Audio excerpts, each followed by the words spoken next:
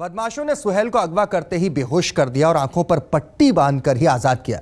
लेकिन इसके बावजूद उसने बदमाशों के चंगुल से छूटते ही पुलिस को उस ठिकाने का पता बता दिया जहां वो करीब 25 दिनों तक उनके शिकंजे में रहा, सिर्फ एक नंबर की बदौलत।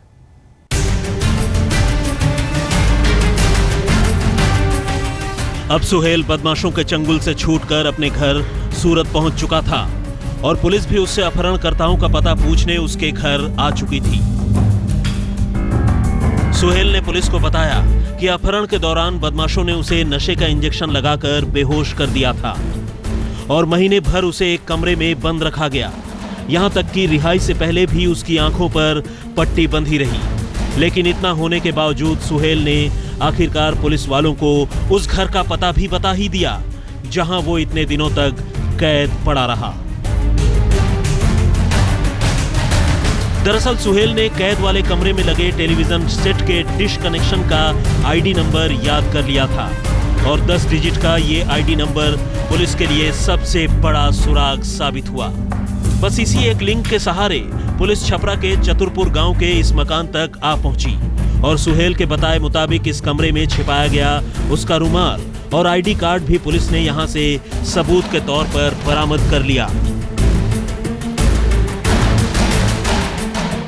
इस अपहरण की गुत्थी भले ही अब तक पूरी तरह नहीं सुलझी हो, मगर इस डीटीएच ने इसे अपहर्ताओं के गिरोह तक पहुंचाने में खासी मदद की है।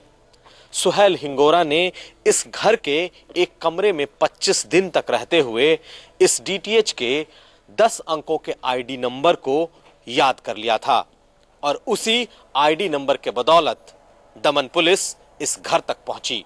हाँ, उन लोग का पूरा जो वर्किंग था, जो फंक्शन था, वो पूरा 100% प्रोफेशनल और काफ़ी लोग किस चीज़ के अंदर माहिर है और उन लोग का काम ही यही है। उनकी बातों से 100% लगता था उनका काम, क्योंकि दे यूज्ड टू कॉल कि वो लड़का ऐसा है, वो लड़का ऐसा था, उसके साथ ऐसा किया था, तो उन लोग की बातों से लगता था कि उन लोग का काम ही यही है। पुलिस ने यहां से रंजीत नाम के एक नौजवान को धर दबोचा, उसी रंजीत को जिसकी सुहेल के यहां कैद रहने के दौरान शादी हुई थी। जबकि कुछ दिन बाद रंजीत का पिता नागमणि भी पुलिस की जाल में फंस गया, जो खुद झारखंड पुलिस का सब इंस्पेक्टर था। और ऊपर से बिहार पुलिस का सपोर्ट बिल्कुल नहीं है, जीरो सपोर्ट है।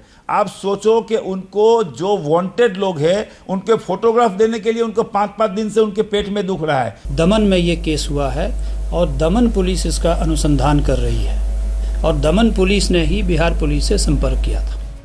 लेकिन अब भी इस मामले में पुलिस को रंजीत के 2 भाइयों दीपक सिंह और सोनू सिंह समेत कई बदमाशों की तलाश है, जिन्होंने 100 करोड़ की किडनैपिंग का ये पूरा जाल बट्टा देश के 6 राज्यों में फैला रखा था।